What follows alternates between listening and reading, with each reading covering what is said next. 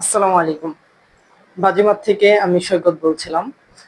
তো আজকে আলোচনা করব আমরা কিভাবে আমাদের সহবাসের সময় বৃদ্ধি করতে পারি। তো সহবাসের সময় বৃদ্ধি করার জন্য অবশ্যই টেকনিক বা কৌশল অবলম্বন করতে হবে। হ্যাঁ, কৌশল ছাড়া আসলে কোনো কিছুই সম্ভব না। সহবাসটা পুরাটা টেকনিক বা কৌশলের উপর নির্ভর করে। তো এখানে কিছু কৌশল আছে যেগুলা যদি আমরা অবলম্বন করতে পারি তাহলে আমরা খুব সুন্দরভাবে বা সহজে আমরা এখানে আমাদের যে সহবাসের সময়টা অনেক অংশে বাড়িয়ে নিতে পারি। তো প্রথমে যে আমরা যে কাজটা করতে পারি সেই কাজটা হলো আমরা প্রথমেই আমরা প্রস্রাব করে নিব। আমার যে প্রস্রাবের যে চাপটা আছে সেই চাপটা আমরা সেরে নিব।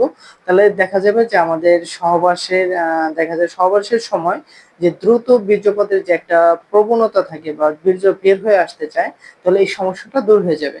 তো আরেকটা কাজ করতে পারি যে যাদের মানে খুবই দ্রুত দেখা যায় ১ মিনিটেরও কম সময়ে যাদের বীর্য বের হয়ে যায় বা তারা আমরা প্রথমেই একটা কাজ করে নেব যে কন্ডম পরে নেব। যে কন্ডম পরে নিলে কি হবে যে আমাদের যে লিঙ্গের সেনসিটিভিটি সংবেদনশীলতা যেটা আছে সেটা দূর হয়ে যাবে খুব সহজেই। তো আরেকটা আমরা যে ভুল কাজটা করি যে আমরা খুব উত্তেজিত হয়ে যাই। উত্তেজিত হয়ে যে দেখা যায় উত্তেজিত হয়ে যাওয়ার ফলে আমরা খুব সহবাসে যাওয়ার ফলে আমরা দেখা যায় মেইন প্লের যে অংশটা সেখানে লিঙ্গ প্রবেশ করে খুব দ্রুত স্ট্রোক দিতে থাকে। আমরা যত দ্রুত যে কাজটা যদি করতে চাই তাহলে কিন্তু বীর্যটা খুব দ্রুত বের হয়ে যাবে। কিন্তু এখানে আমাদেরকে একটু করতে হবে। এখানে টেকনিক খাটাইতে হবে যে আমাদেরকে আউট হয়ে যাবে না, দ্রুত আউট হয়ে যাবে না, ক্রিজে টিকে থাকতে হবে। আমরা যদি টিকে থাকি তাহলে কিন্তু আমাদের যে ক্রিজে থাকলে কিন্তু একটা রান আসে, তাই না?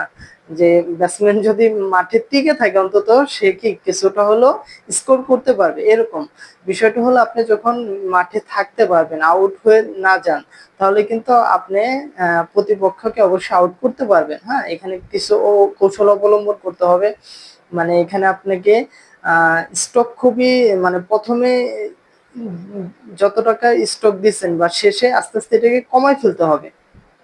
এভাবে যদি আপনারা সবস করেন তাহলে আপনাদের দ্রুত বীর্যপাতের সমস্যা দূর হয়ে যাবে। তো এই জিনিসগুলো অবশ্যই ফলো করতে হবে। খুবই গুরুত্বপূর্ণ জিনিসগুলো কিন্তু। হ্যাঁ, শুধু ঔষধের উপর নির্ভর করলে বা ওষুধ খেলেই আপনি যে দ্রুত বীর্যপাত থেকে পরিপূর্ণ সুস্থ হয়ে যাবেন বা এরকম কিন্তু না। হ্যাঁ? এটা হলো সবকিছু কৌশলের উপর যদি আপনি আপনার এই মানে সেক্স বা সহবাসটা কৌশলের উপর যদি আপনি এটাকেই করতে পারেন তাহলে আপনি খুব সুন্দর একটা টাইম স্পেন্ড করতে পারবেন। তো আরেকটা যে ইম্পর্টেন্ট বিষয় সেটা হলো আপনাকে এখানে মনকে নিয়ন্ত্রণ করতে হবে। মনের নিয়ন্ত্রণ করতে না পারলে কিন্তু আপনি দেখা যায় বীর্যপাতে নিয়ন্ত্রণ করতে পারবেন না। এজন্য মনের নিয়ন্ত্রণ যেন আপনার কাছে থাকে। হ্যাঁ, এমন না যে মন আপনাকে নিয়ন্ত্রণ করতেছে, তাহলে কিন্তু হবে না। এজন্য যারা আসলে নামাজ পড়ে, হ্যাঁ, নামাজ পড়ে তাদের কিন্তু এখানে তারা মনের নিয়ন্ত্রণটা অনেক বেশি করতে পারে। যে নামাজের সময় আমরা যে ধ্যান খেলের সাথে নামাজ পড়ি, হ্যাঁ, তো ওই যে একটা প্র্যাকটিস হইতেছে, অভ্যাস হইতেছে, যে অভ্যাসটা থেকে যাবে যখন আমরা কন্টিনিউ আল্লাহর হুকুম পালন করব, নামাজ পড়ব। তো এর দ্বারা আমাদের মনকে আমরা নিয়ন্ত্রণ করতে পারবো। আরেক তো এই জিনিসটা আমরা মনে নিয়ন্ত্রণ করব। পাশাপাশি এখানে আপনাকে একটা ব্যায়াম করতে হবে, কেগেল এক্সারসাইজ। যখন মনে হবে যে আপনার বীর্যটা বের হয়ে আসতে যাচ্ছে, হ্যাঁ, বা বের হয়ে আসবে এরকম ভাব যখন হবে তখন থেমে যেতে হবে। থেমে যেয়ে তো আপনি লিঙ্গটা ভিতরে রেখেই তো আপনি কি করবেন ওইখানে আপনি কেগেল এক্সারসাইজ করবেন। হ্যাঁ, কেগেল এক্সারসাইজটা করলে তো আপনার এরকম যখন ওইখানে থেমে যাবেন, বিরতি নেবেন, তো ওইখানে কেগেল এক্সারসাইজটা করলে আপনার ওই দ্রুত বীর্যপাতের যে ভাবটা বা বীর্যপাতের সমস্যাটা দূর হয়ে যাবে। তো আরেকটা যে জিনিসটা খুবই গুরুত্বপূর্ণ সেটা হলো আপনাকে এখানে পজিশনটা চেঞ্জ করতে হবে। ওই সময় যদি আপনি একটু পজিশনটা চেঞ্জ করে অন্য পজিশনে যে আবার সবাস করেন তাহলে দেখা যাবে যে দ্রুত বীর্যপাতের সমস্যাটা দূর হয়ে যাবে। এভাবে এই কৌশলকে অবলম্বন করতে হবে।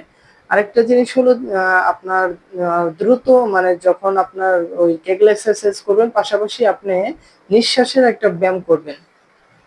বড় বড় শ্বাস নিবেন, শ্বাস নিয়ে আবার ছাড়বেন। এইভাবে এই ব্যায়ামটা করার দ্বারাও আপনার এই দ্রুত বীর্যপাতের সমস্যা বা দ্রুত বীর্যপাতের এটা ভাবটা চলে যাবে। তো এইভাবে যদি এই টেকনিকগুলো অবলম্বন করে আপনারা সামনে আগাতে পারেন বা যাদের এই ধরনের সমস্যা আছে, আশা করি এই সমস্যাগুলো দূর হয়ে যাবে। তো ইনশাল্লাহ আজকে এই পর্যন্তই। অনেক অনেক ভালো থাকবেন, সুস্থ থাকবেন, আমাদের সাথেই থাকবেন। আসসালামু আলাইকুম রহমতুল্লাহ।